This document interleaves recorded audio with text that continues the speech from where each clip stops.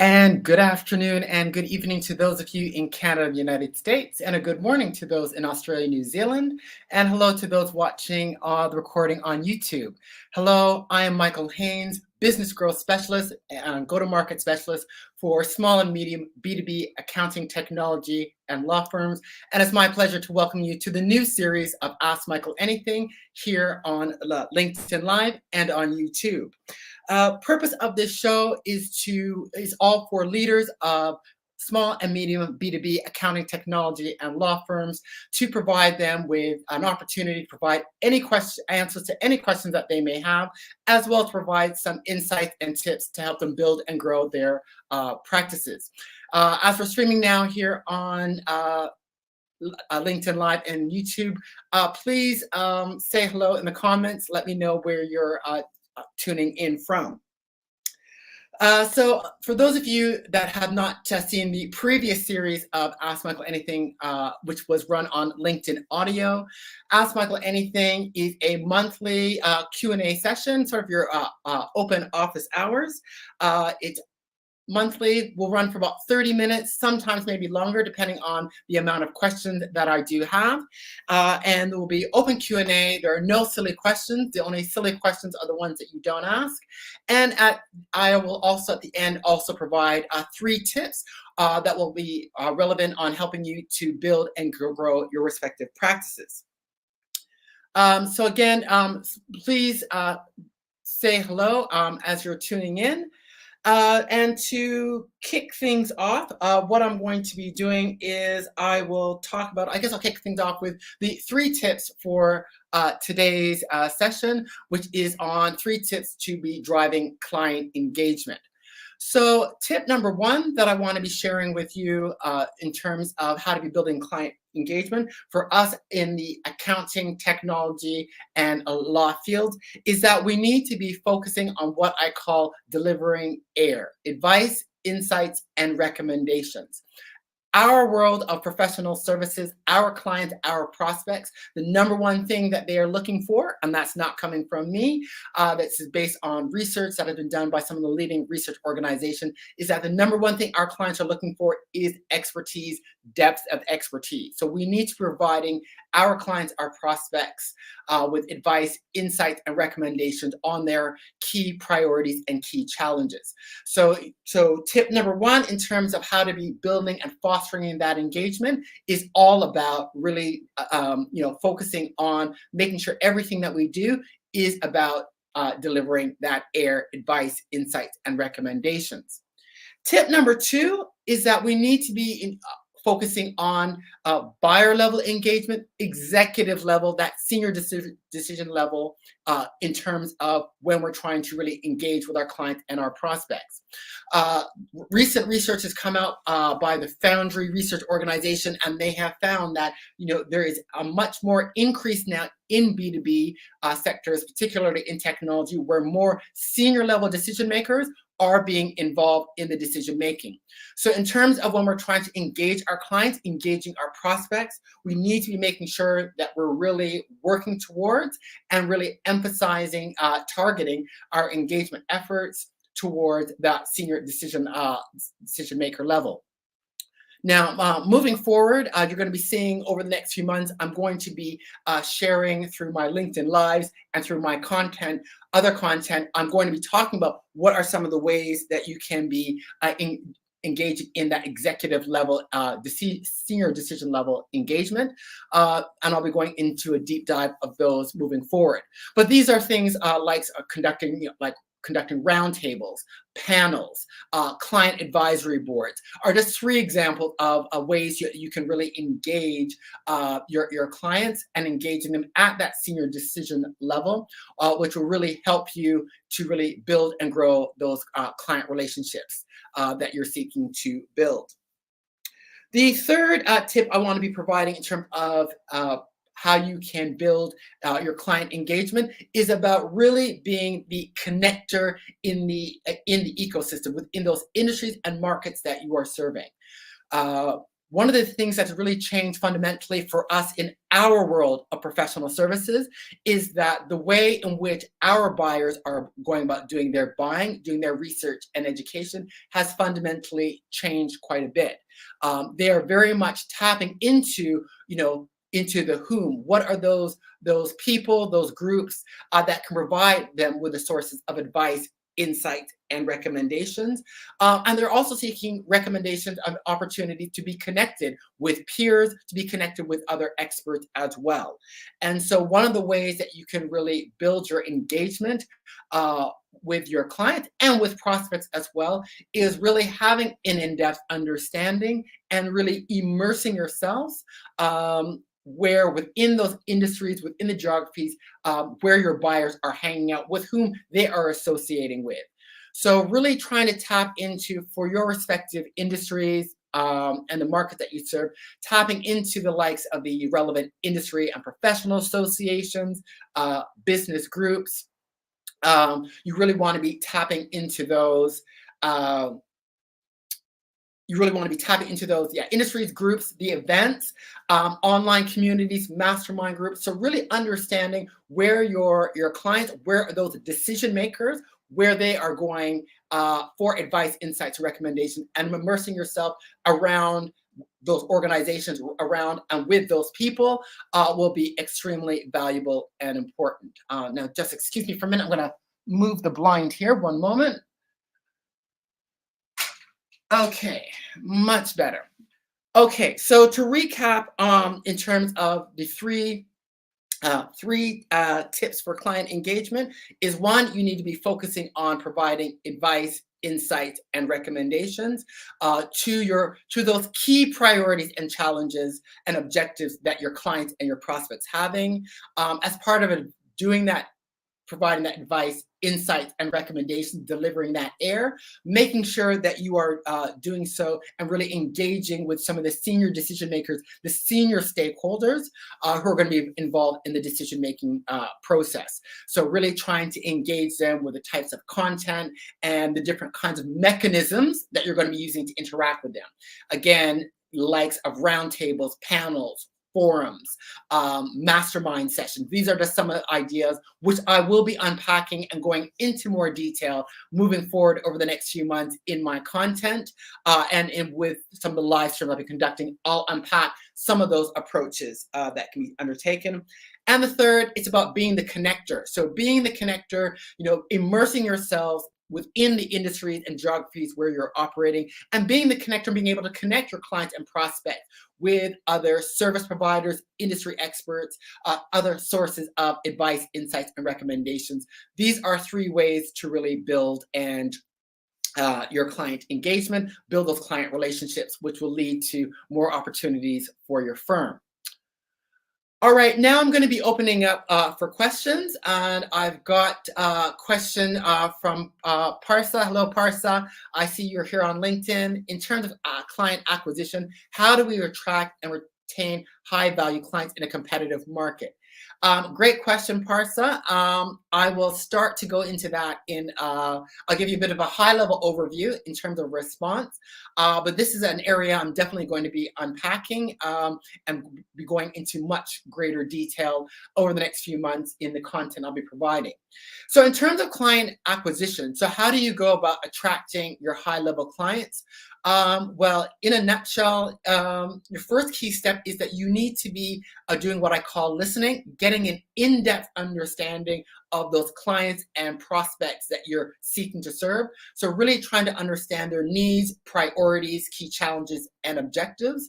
And you want to be making sure, again, that you have an understanding of what those needs, priorities, challenges, objectives are from that key decision maker level. So you need to understand for your clients and prospects, who are the decision makers and those influencing the decision, and what are their key priorities and challenges and objectives. Once you have an understanding of those, and there are a number of ways that you can do so, but once you have an understanding of those, then it is about starting to deliver advice, insights, and recommendations to those key priorities and objectives, and you want to start be delivering that where your target clients and prospects go for advice, insights, and recommendations. So you want to be producing the right kind of content. So this could be things such as articles, white papers. It could be the likes of blogs. It could be assessments. You could be conducting research and then putting out that research on key findings around your industries and markets. So providing those advice, insights, and recommendations, but we need to distribute that where they go for information. So not just on your website, but you want to be looking at external sources that they're going to. So your industry and your professional associations, are there business advisory groups? Are there online communities? Are there key industry experts that they're tapping into? Are there key industry and professional publications that they are reading? Then you want to be getting your content featured in those publications. Are there some certain podcasts that decision makers are listening to? And podcasts is one of a key source of information for senior decision makers. You want to be featuring it there. So it's about making sure you're proactively putting out the right kinds of advice, insights, and recommendations, those insights where your clients are going for information, and also providing opportunities for engagement, creating opportunities to engage with your clients, not in sales conversations, but to provide them with advice, guidance, solutions, recommendations as to best practices. And so providing opportunities and engagement such as panels, forums, conducting Q&As, executive briefings where you're briefing them on what are some of the key insights that are occurring. Apologies for the ambulance that's going by my balcony right now. So that at a high level, in terms of your client acquisition, it's really you need to have an understanding, a really in-depth understanding of your clients and your prospects and the industries and the ecosystems that they serve, understanding what are their key needs, objectives, what are their key priorities, and creating content to help address those and putting that out there where they are seeking information and creating opportunities for them to engage, opportunities for your clients, those decision makers to engage with peers, because as well as to be interacting to get questions answered and to interact with experts. So these are some of the kinds of things that you need to be doing as part of your acquisition as well as your retention. So I hope, Parsa, that that is something that's helpful, and I'll be able to, like I said, unpack that moving forward in some of the upcoming content. Another question is, how do we attract and retain top talent in the industry? Great question. With regard to that, I will be doing a LinkedIn Live discussion with someone that is a specialist in recruitment for our area of professional services. Great question, though. But in terms of how do we attract and retain top talent, I think from a top line, but again, I'm going to be having a Matthew Loosman coming on to discuss more of this. It's about, I guess, really understanding, I guess, what are some of the requirements, what is looking for, that top talent are looking for. I think one of the things you want to be doing is providing opportunities for professional development. And by professional development, I think that's opportunities not just to potentially taking formal trainings, but providing opportunities within your organizations for the kind of talent that you're seeking to be undertaking, very meaningful, innovative projects where they are able to really take the lead and be able to have an impact on the organization. So giving them opportunities to be leading, key projects, to potentially trying out some new initiatives to help as part of some of the efforts that you're looking to build and grow your firm, are just two examples of things that you can be doing to attract top talent. So opportunities, really that opportunities around professional development, opportunities to execute within the organization. I would also say providing flexibility in terms of how people can work. That is going to be quite critical, and particularly in our world of professional services, the fact that we are advisory and very knowledge-based, so providing those opportunities for people to be able to be working hybrid remotely, I think is quite important. creating opportunities to for your talent to be able to interact and meet with peers and to meet and get exposed to industry experts, to providing them opportunities to potentially participate in summits, forums, conferences, executive briefings, potentially to have them engage in some of your business development, client acquisition activities, which may involve, interviewing experts as part of the content building that you're delivering. These are just some of the ways that you can attract and retain top talent. So again, professional development, opportunities to get involved in impactful, meaningful projects where they can take lead, trying some new initiatives, opportunities to get exposed to industry experts, and be able to meeting their peers, flexible working environments as well, to allow for that hybrid as well, getting them involved in interesting projects. If you're a company that works internationally, potentially getting them involved in new projects, in new industries and new markets are just some of the ideas of how you can attract and retain top talent. So great question there. And again, moving forward, I'm going to be having Matthew Loosman on to talk about more around recruitment, acquisition and retention of top talent, and some of the different options that we as professional service firm organizations want to be considering. If you have any further questions, please keep them coming in. I did have a few folks who were not able to attend this LinkedIn Live send me a few questions in, so I'm going to go through a few of those now. One question I brought in that was sent in to me was, how can clients keep up with and understanding the changing client expectations? Now, this is something that is often a big challenge. This is a big challenge that many professional service firms have. It's been identified through clients that I've been working with and in the formal research done by the likes of the Hinge Research Institute. This is a key challenge. It is a challenge, folks, but it is very necessary that we do keep up with client expectations of what's going on. And a good way for you to do so, and again, I'm going to be talking about some of these ways in upcoming content over the coming weeks. But one of the key ways that you want to be doing so is you want to set up a regular cadence, a regular method of doing what I call listening to your clients and your prospects. So what are these opportunities that you have to meet to really gain an understanding, an in-depth understanding with what's going on with your current clients in terms of where they're going and how they're moving forward. Now, there's a number of ways that you can do so. One of the ways I recommend, and I will touch on others, like I said, in content moving forward, but a key effective way to do so is to set up a cadence of regularly meeting with who are some of your key top clients, top key accounts. You want to have a cadence of meeting with some of those key clients, the key decision makers and stakeholders, whether you want to do that. You want to do that at least once a year.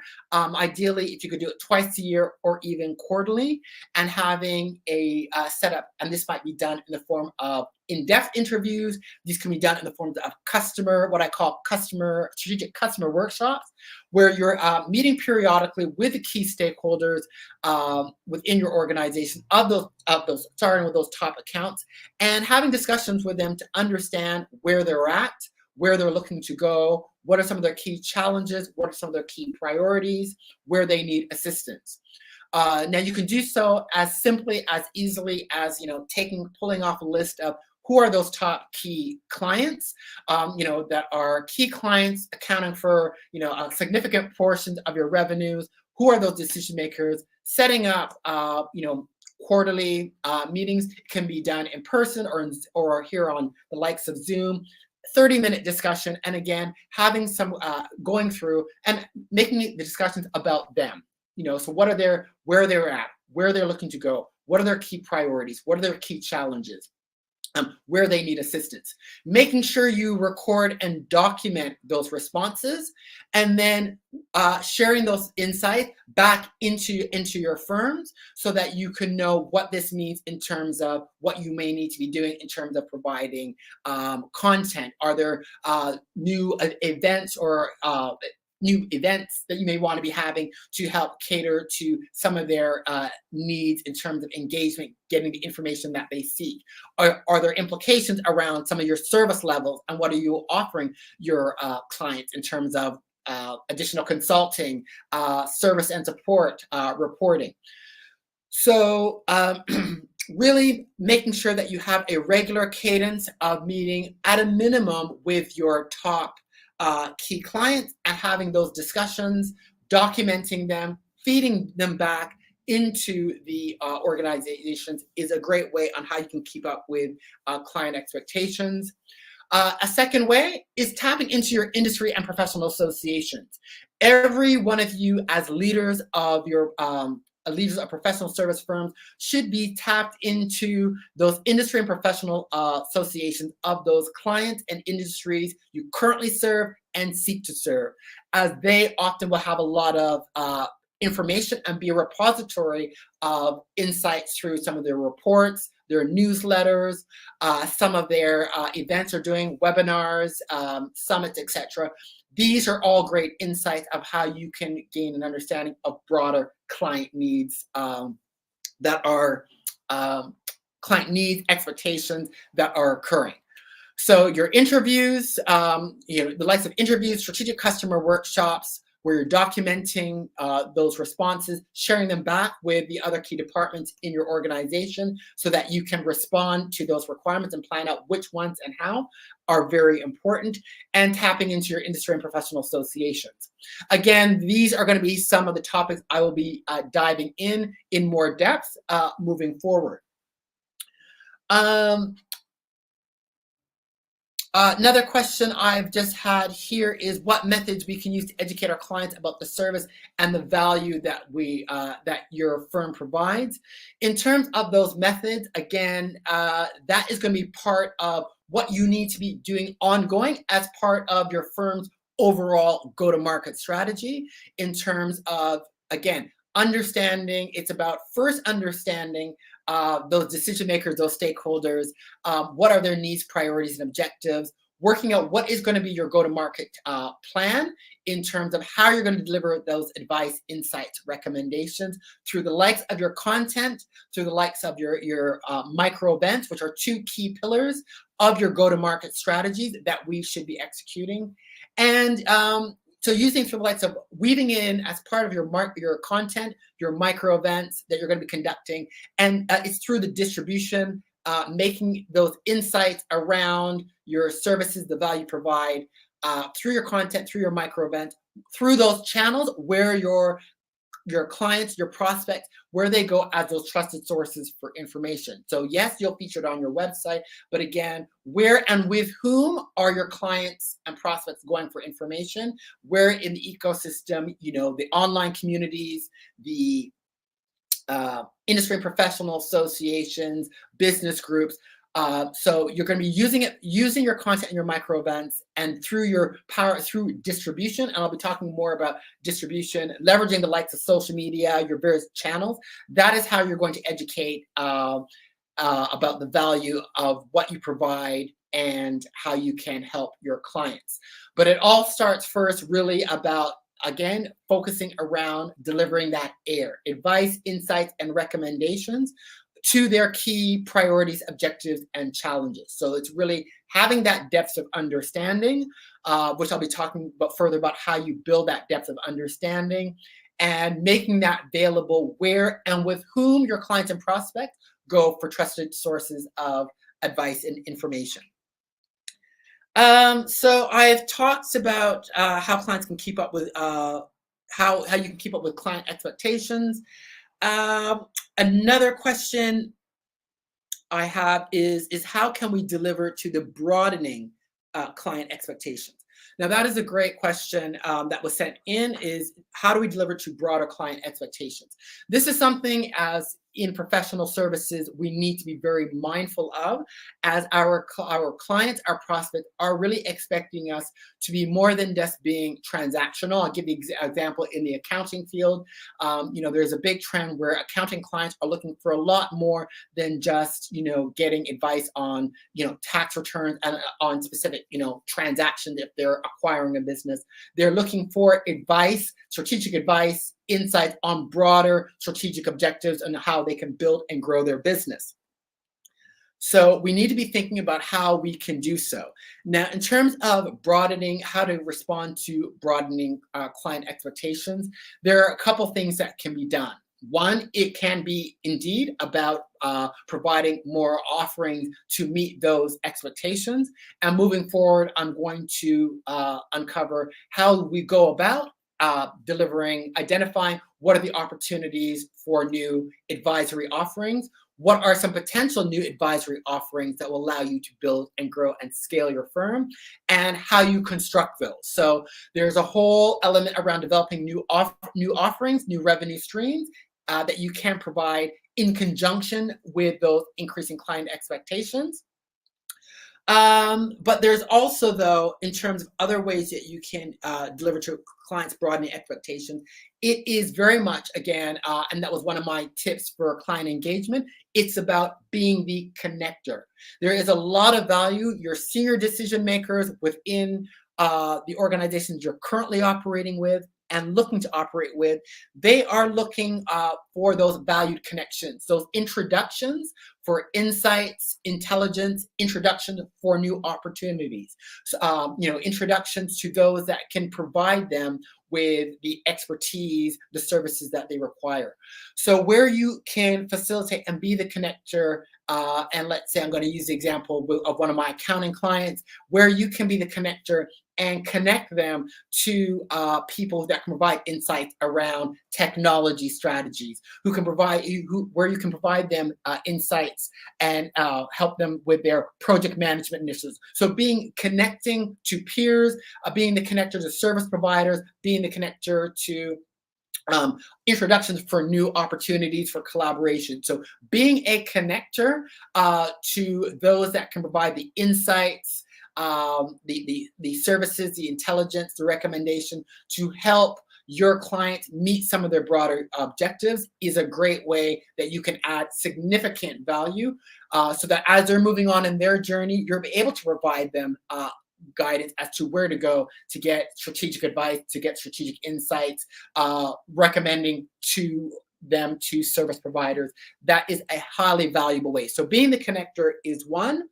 Another way to build on client expectations, broadening client expectations, is looking at what collaborations, what partnerships you can have to help deliver to those broader offerings.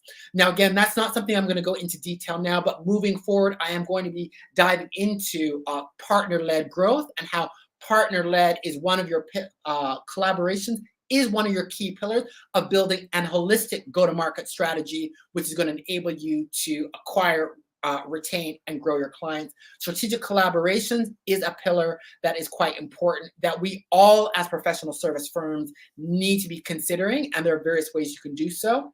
And I'll be unpacking those, again, like I said, in some of the content that I have moving forward.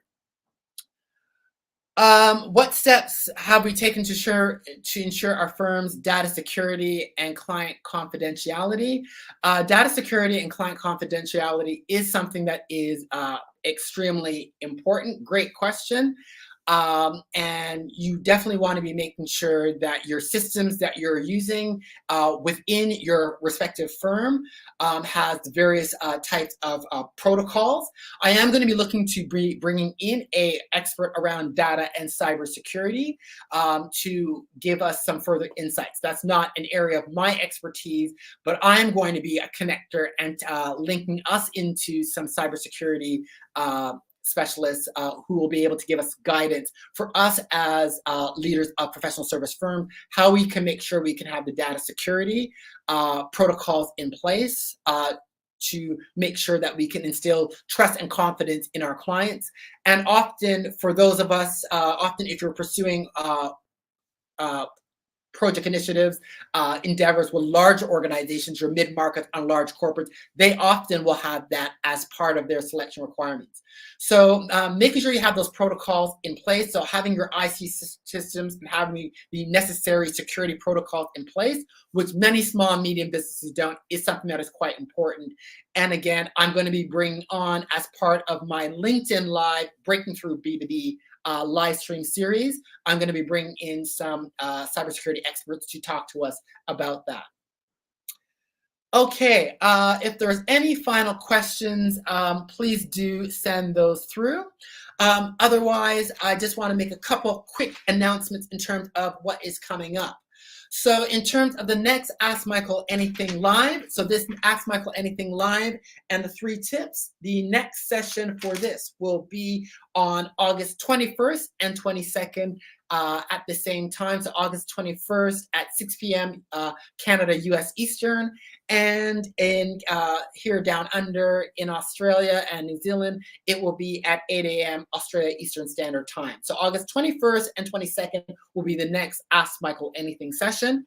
Also, starting next week will be further episodes of my LinkedIn live stream show, Breaking Through in B2B. So Breaking Through in B2B is another live stream show event where I will be bringing on guest experts to talk about some various relevant areas that are necessary for us as professional service firms, B2B professional service firms, how we can build and grow our business.